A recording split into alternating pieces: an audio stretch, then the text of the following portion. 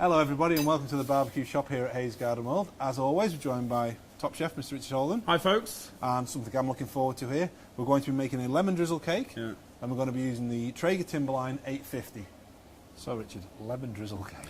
Lemon drizzle cake, really simple but a classic. Very similar to a regular sponge cake, but just with a little bit more raising agent and the lemon juice and zest. So in the dish here we've got some caster sugar, which we're going to whisk with the softened butter at room temperature.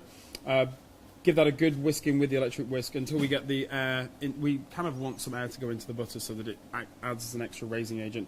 Then we're going to add in our flour, self-raising flour, with a little bit of baking powder, some eggs, and the juice and zest of 2 lemons. And then simply straight into our pre-lined tin, onto the barbecue, preheated at 180, and away we go, about 30-40 minutes, or until it's nice and clean to a tip of a skewer or something like that going into the cake. Okay. Yeah, and then we've got a little bit of an icing over here, which is just simply some caster sugar and some more juice and zest of 2 lemons. That gets mixed together, and then once the cake is cooling, leave it in the tin. Once it's cooling, just poke that top of the cake with some cocktail sticks or something like that, and just pour that glaze over the top. Sounds lovely. Sweetie, citrusy goodness. It'll be really good. So, if we're ready to make a start, yep. What I'm going to do here is just take some of our sugar, pop this into the bowl.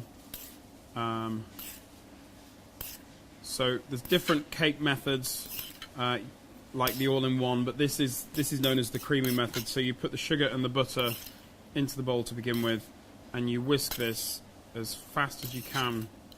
Electric whisk or a stand mix works just as well. Those 2 ingredients go in. I will keep that spoon though. Thank you very much. And then while I'm doing this, I can't really talk, so we'll just.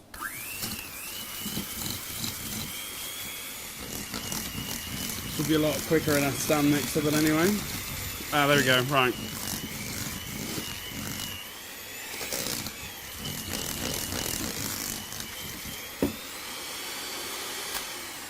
So, one of the things that people don't always do enough is whisk the sugar and the butter together. A recipe will say mix together, cream together, or whatever, and as soon as they get it to a stage where it's incorporated, they think that's it. They think that's it. But what you actually want to do is get that nice and pale. If you're using really good quality butter, it'll have a good yellowiness to it, and it will go pale. And that's basically air being beaten into the butter with the whisk, and it aerates it, so it's an extra rising agent. So it takes a little bit of time, but it's worth it. Promise you. So into here, we're going to add our eggs first. Just try and make sure that when you are whisking the butter and the sugar together, you keep as much of it in the bowl as you can. Okay. So eggs going in. We'll do 2 at a time.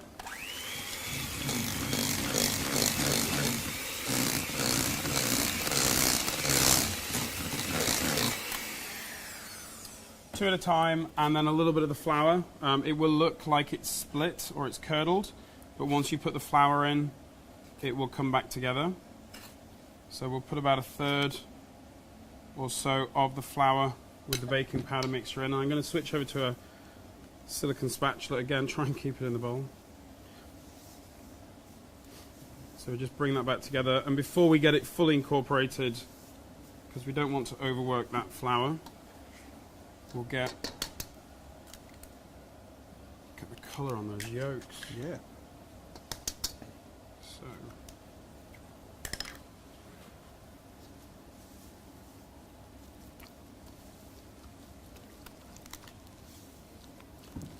again with the egg, if there's too much egg in it, it can look like it's split, and that's when we just add pretty much the rest of our flour.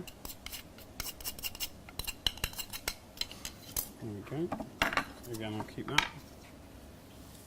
And then we'll just get this started, and then we'll get the lemon juice and zest in, which will just bring it all together.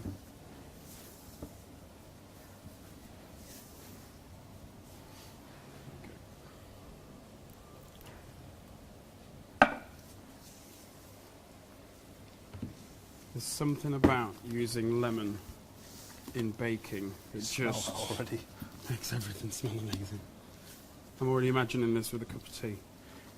Anyway, right, so that's all mixed. We don't want to overwork it, because once we start to overwork it, the flour will develop gluten. It will develop the gluten more, and you'll start to develop a tough cake. So not so much of an issue if you're doing it by hand as I just did with the silicone spatula, but if you're using a stand mixer, just keep an eye on it, don't let it go too far, just let it go until it's incorporated and then switch the machine off. So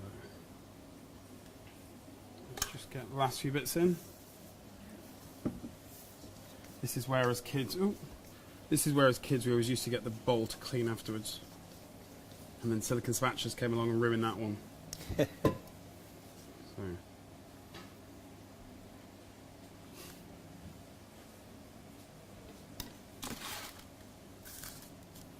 Smooth that down. It will slightly self-level, but just make sure that it's somewhat level to begin with. Push it into the edge, into the corners. This has just been lined with some parchment that's been held in place with some softened butter. And now we're ready to go to the barbecue. Okay, so we've got this set up for 180.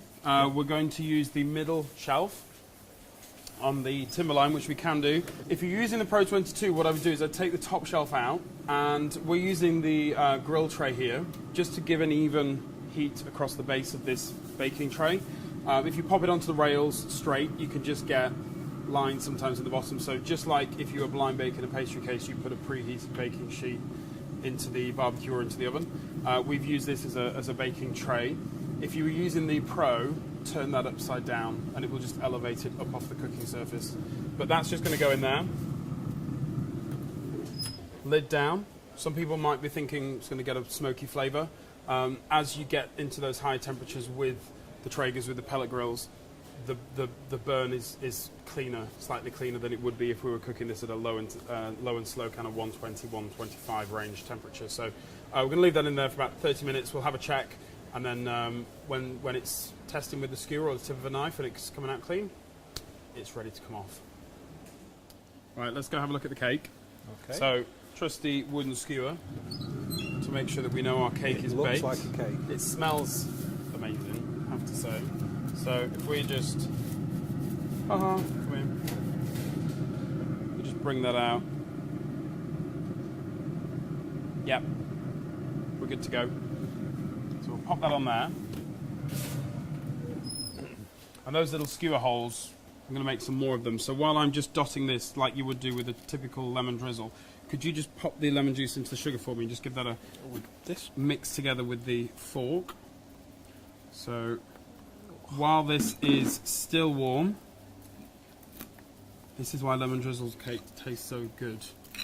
If you didn't know, there's a lot of sugar in it. It's a lot of sugar. So just poke the holes in here, just so that the if that has any form of liquid in it, it will soak in and it'll taste really good and keep it nice and moist. So that's looking really good. Righty-ho. So, how are you getting on? You having fun? Yeah? Yeah, I'm loving it. Cool. Alright, so lemon and sugar combined. And I'm going to just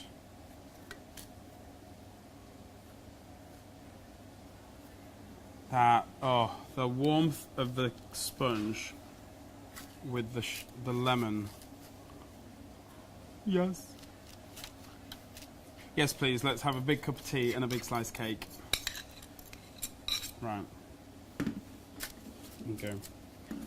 So, just make sure that that is nicely pushed to the edges. Make sure it doesn't all go down one side of the cake tin. And that will just soak in. It'll run down the sides. It'll go underneath. It'll be soaked up by the cake underneath. And then you leave that in the tin until it cools slightly before we remove it. That is looking pretty. Looking forward to trying this one. Yeah.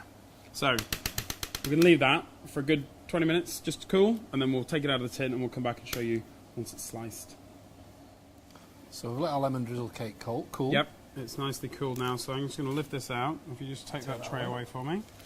Just peel down those edges. And then if we take, slide that back a little bit, if we take our knife,